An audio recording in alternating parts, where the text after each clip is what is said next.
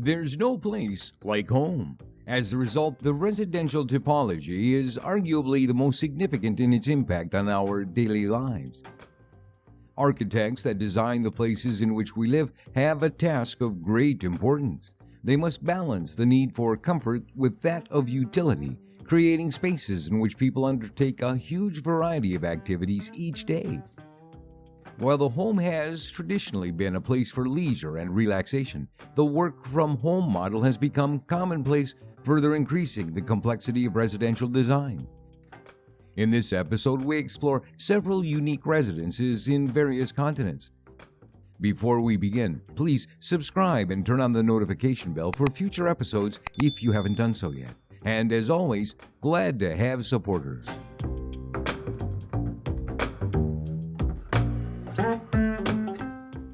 Let's visit Peter's house, designed by Craig Steely Architecture. Located above San Francisco's Dolores Park on a steep site bordering a public garden, the relatively small house, only 1,800 square feet, builds on this steep lot as efficiently as possible. Rather than the typical construction practice of locating foundations staggered up the hillside, Peter's house locates a cast-in-place concrete garage at the lowest level and builds a 3-story glass tower above it, altering the land and native hillside drainage very little. The top living floor then spans from a flat plateau at the top of the lot to the tower like a bridge, essentially reducing the amount of excavation typically involved in construction of this type. Beyond the structural challenges, the biggest issue in designing Peter's house was opening the building to the expansive view while maintaining a level of privacy from the sidewalk and garden that pass alongside.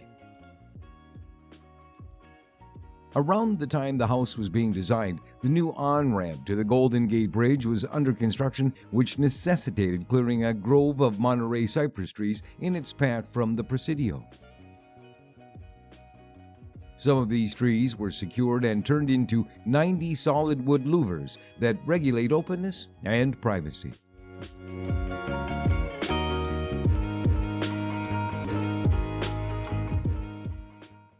The second house today is Cholla Vista, designed by Kendle Design Collaborative.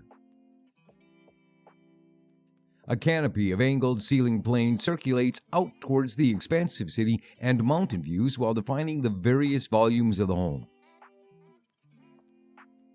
These richly pigmented roofs also condition the exterior and interior living spaces from the sun while contrasting against the sandy tones of the exterior, which blend naturally with the backdrop of Camelback Mountain. Dynamic volumes of space define the separate zones of the great room and expand seamlessly into the front yard and lush garden backyard, heightening the feeling of living intentionally within nature. The combined kitchen and dining room offers distinct relationships to nature with the ability to behold the steep face of rock to the west or overlook the sweeping city below to the east.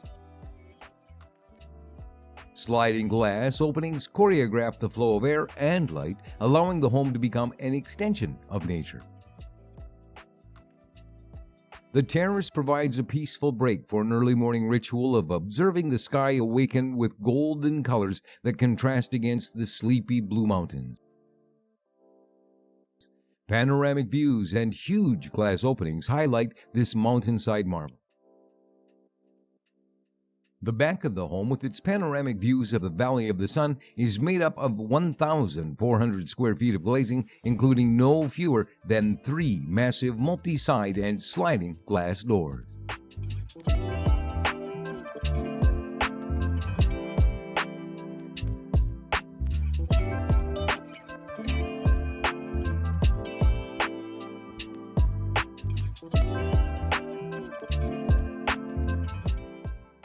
Another home we're visiting today is the Timeless Residence by Apollo Architects and Associates.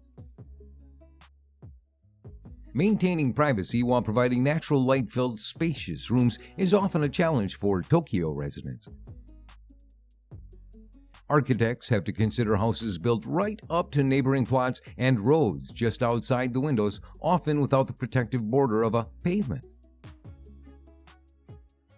For this residence, such challenges have been neatly solved using 2 internal courtyards that allow plenty of natural light into the spacious home. The simple exterior design, comprised of 2 massive volumes piled on top of each other, takes advantage of the corner lot with a facade of exposed concrete imprinted with cedar formwork. Outward-facing windows are limited to horizontal slits to preserve privacy and increase security. Inside, the house is defined by 2 courtyards, one large and the other small, that are arranged in parallel. Deep eaves over the south-facing upstairs windows block direct sunlight, giving the first-floor living room a subdued, formal atmosphere.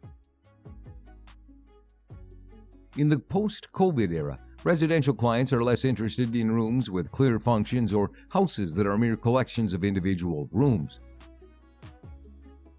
Families want homes where they spend meaningful, quality time, maintaining both distance and closeness as they cross casually between indoor and outdoor spaces, almost as if they were traveling within their own house.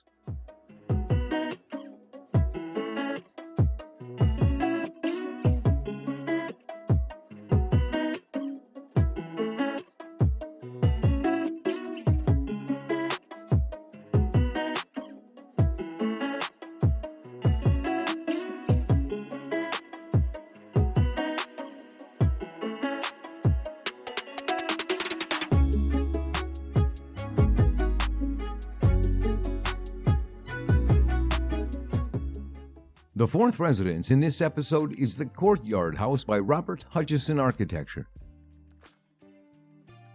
The site for this residence is a steeply sloped on the western shore of Mercer Island.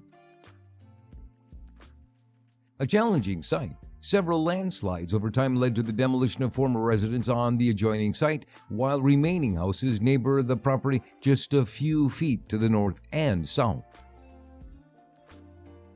Strict height limitations imposed by zoning regulations necessitated that a large portion of the residence be placed below grade. To address the issues of circulation and natural light, outdoor rooms and terraces were carved into the slope of the site, creating private outdoor courtyards that allow daylight to penetrate below grade, while also establishing a series of cascading levels that facilitate circulation into and around the residence. Everyday dining and living spaces are located in the glass-enclosed open level sandwiched between these 2 architectural elements. The primary courtyard space is set at this main living level with large expanses of glazing, allowing views through the open level of the house to the lake beyond.